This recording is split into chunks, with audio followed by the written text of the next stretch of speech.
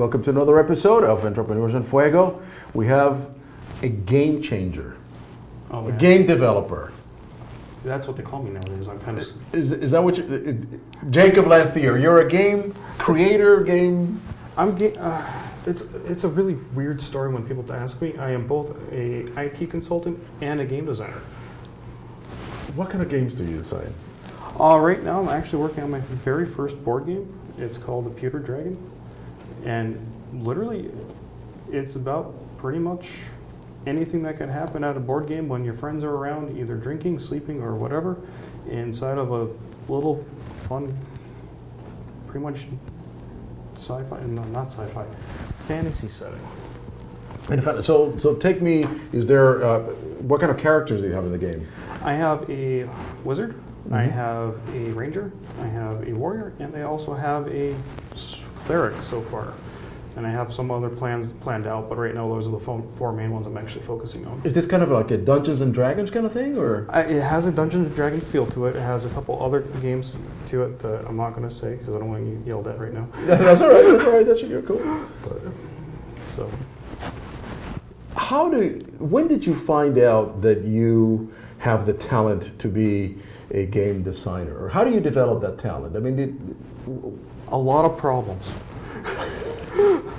I actually fell in love with games when I was young, and my parents would tell everybody if they want to ask, that pretty much when I was young, I actually I tore up all my paperwork for school to actually play games.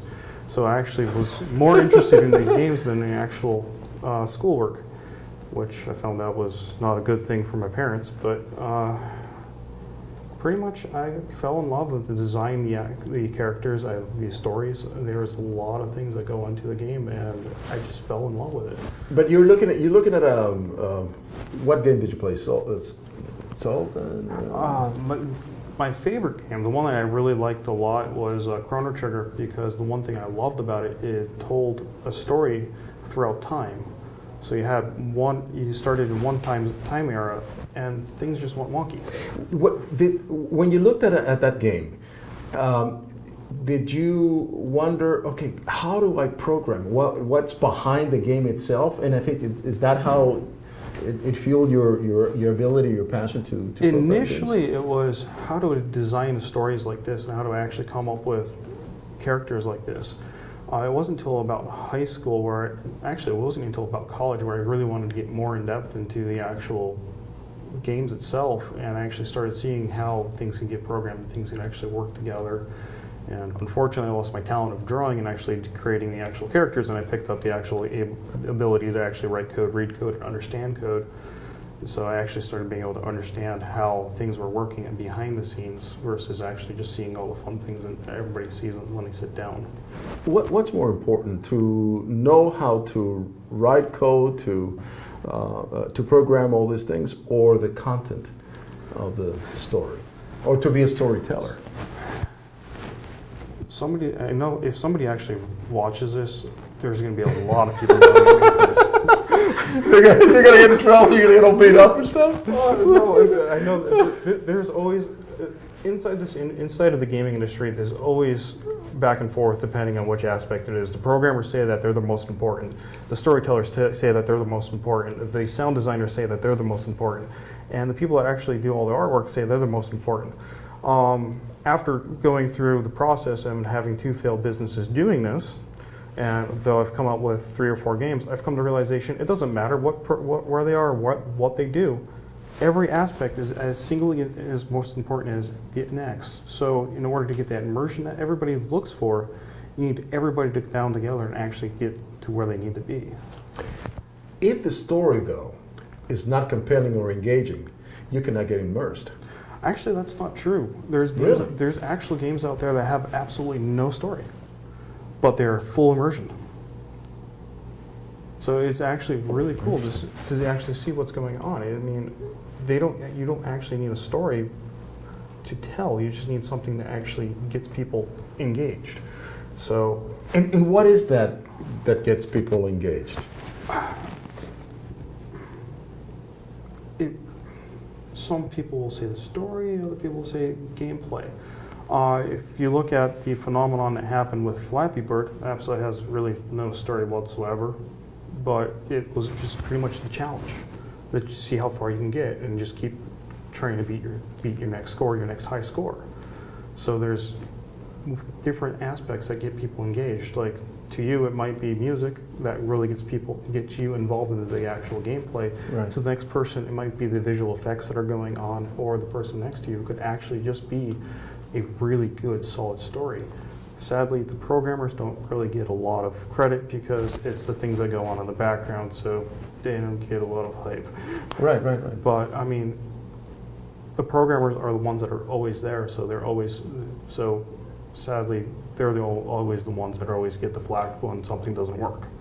But Gaming is a $100 billion a year business. Yeah. It's just gotten incredibly profitable. and it's growing. There is estimates in Russia that it's about to grow another 2 or 3% this year, and that's impressive considering how that's Russia, and they're an economy that's really tight on their budget, really tight on actually giving money back to their people. So I mean, it's really interesting to see that one of the world's leaders that was not known for gaming is now becoming known for gaming. China's another one, and I think Taiwan is another one. There's a couple other locations. It's just interesting to see how the gaming industry has blown up in the past 10 years. Well, why do you think that is? Accessibility. It's become a lot easier to actually get to the tool sets and everything else to actually develop the games. In other words, you could just play it out of your phone, Yeah. whereas in the past perhaps you had to sit in front of a hard screen in order to play the game. Well, you have the phones, you have the iPad, you got the iPads and the iPhone. Yeah. So I mean, you got all that. You also have your laptop, so you can carry around that. So you have all that technology that people are carrying around, and now you're going to have the VR. You have all the holograms technology that are coming out. So you have a lot of cool technology that's there that wasn't there in the past. What's the future for gaming? Where do you see it coming, let's say, in the next 5-10 years? Right now, everybody's going to yell at me for this, but it's virtual reality. Right, is the now. In the next 5-10 years, I've heard on the back burner that people are actually starting to design holograms. Oh, really? Yeah, I'm not quite sure where the technology is lying right now, but I've started looking into it and started seeing that there's an actual chance that holographic technology in some form is actually going to be taking over inside the video game industry. When you sit down and program, do you just get lost? Yes. And time just you have absolutely no concept of time. Time disappears. The only time I remember that I don't get lost is when I have my dog come up and actually remind me that she's there, which is amazing because I actually do get fully lost, and I actually have the dog come over and just put her head right on my shoulder saying, "Wake up." And then I have a girlfriend that makes sure that I'm not sleeping. But I've been known to be a night owl, so I'll go from 10 o'clock at night until 7 o'clock in the morning, which is where I love to code, is during those time periods. So. And you just go nonstop. Yeah, I can go nonstop. So it's an interesting industry. I mean, it's a mindset. Once you get into it, you just really just immerse yourself into what you need to do, and it just goes and goes. The game that you program is called again. What is it called again? Well, the game that I'm designing right now yes. is called the Peter Dragon. And that's going to be a board game, an actual physical hard copy game where I'm going to have a lot of people, or I'm going to have groups of people, 2 to 4 people, to be able to play the game. And I'm hoping at this point that it can actually be very cooperative with people going backstabbing each other. So.